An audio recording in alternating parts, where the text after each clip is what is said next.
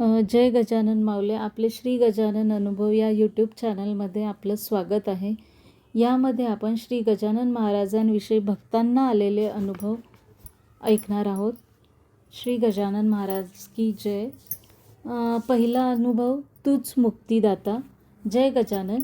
श्री गजानन विजय ग्रंथाच्या 6व्या अध्यायात श्री गजानन महाराज बंकटलालच्या शेतात कणसे खाण्यासाठी जातात आणि तिथे मधमाशाचं पोळं खाली झालेल्या धुरामुळे फुटून असंख्य माशा महाराजांच्या अंगावर येऊन बसतात, त्यांना चावतात.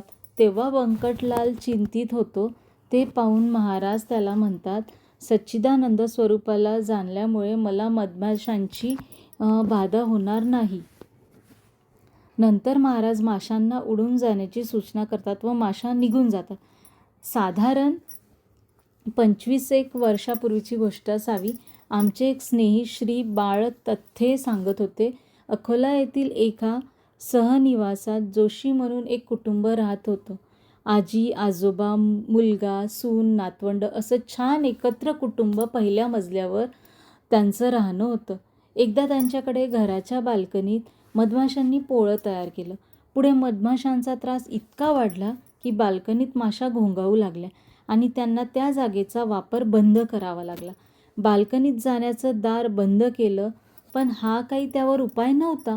मग त्यांनी पोळं काढणाऱ्या लोकांचा शोध सुरू केला, पण पोळं काढणारे लोक मिळेनात. मोठ्या मुश्किलीने शेवटी मिळाले तर खूप पैसे मागितले. शिवाय मध आम्ही नेऊ असेही म्हणाले. ते मान्य केले आणि खूप काळजी घेऊन ती जागा साफ केली. पण तो आनंद काहीच दिवस टिकला. थोड्याच दिवसानंतर त्याच जागेवर पुन्हा आणखीनच मोठं पोळं तयार होऊन जागेचा वापर पुन्हा बंद करावा लागला. आता खूप शोध घेऊनही माणसं मिळेनाशी झाली. शेजारी चर्चेला विषय झाला. माशा घरात केव्हाही शिरतील असं सतत मनावर दडपण घेऊन मोठ्यांना, स्वतःबरोबर लहानांची काळजी सतावू लागली. घरी मुलांची आजी होती, तिला नातवंडाची काळजी सतावीत होती. आजी गजानन महाराजांची भक्त. आजीला 6व्या अध्यायातील ओव्या आठवू लागल्या. माशी तरी तोच झाला, तोच आहे माझा पुतळा. आजीनं मनापासून महाराजांचं स्मरण केलं आणि एक दिवस आजीने हिंमत बांधली. सकाळी आरतीचे तबक तयार केले आणि ती बाल्कनीत जाऊ लागली. मुलांनी विचारलं, अगं आई, तू हे काय करते आहेस? आजी म्हणाली, मला जाऊ दे. मुलांनी विनवले, हवं तर तू जा, पण निदान तबक तरी नेऊ नकोस. माशा अंगावर येतील. पण आजीचा निर्धार पक्का होता. ती म्हणाली, मी आणि माझे महाराज काय ते पाहून घेऊ. हट्टाने आजीने बाल्कनीत प्रवेश केला.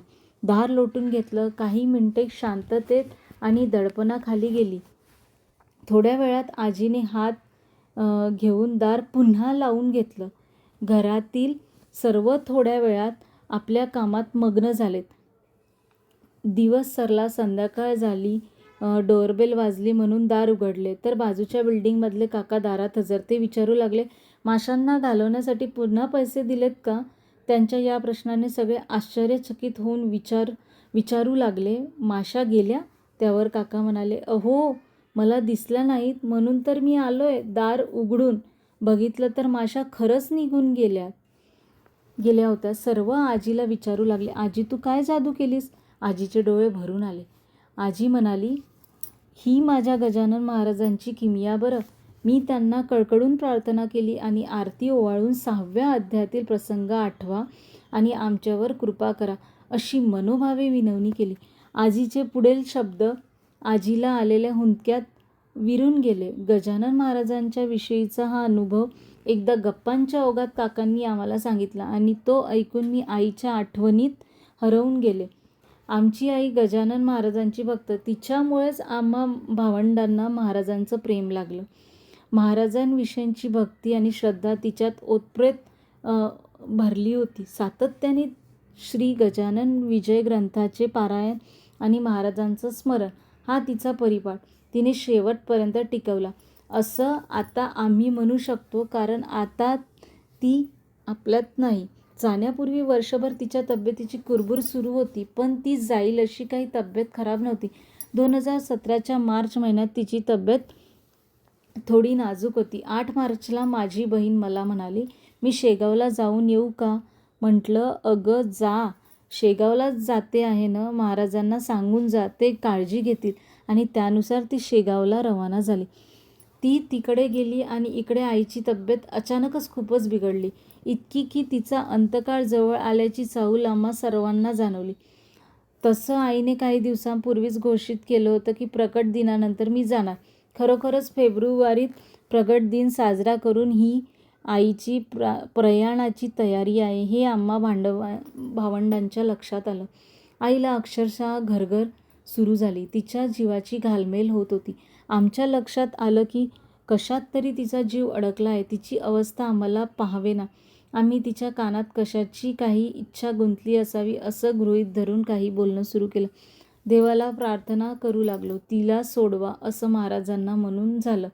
पण प्राण जात नव्हता. 9 मार्च 2017 गुरुपुष्यामृत योग. त्या गुरुवारी बहीण शेगावहून परत आली. आईची तगमग पाहून तिचे डोळे पाणावले. तिने पिशवीतून शेगावचा प्रसाद आणि तीर्थ बाहेर काढून तिच्या तोंडात तीर्थाचे 2 थेंब टाकले. आपला हात तिच्या छातीवर ठेवून गणगण गणात बोते म्हटलं आणि आई शांत झाली. सगळी तगमग क्षणात संपली. ती महाराजांच्या स्मरणात तीर्थासाठी थांबली होती. तीर्थप्रभावे तिला सद्गती प्राप्त होणारच होती. आम्ही भावंडांनी तिच्या पुढील प्रवासासाठी महाराजांना हात जोडले आणि माझ्या मुखातून आईच्या भक्तीचा आदर करणारे शब्द बाहेर पडले. श्री गजानन जय गजानन, श्री गजानन जय गजानन. तर माऊली, तुम्हाला हा अनुभव कसा वाटला आम्हाला पक्क्यात सांगा आणि आमच्या यूट्यूब चॅनलला सबस्क्राईब करा, शेअर करा आणि लाईक करा. धन्यवाद. जय गजानन माऊली.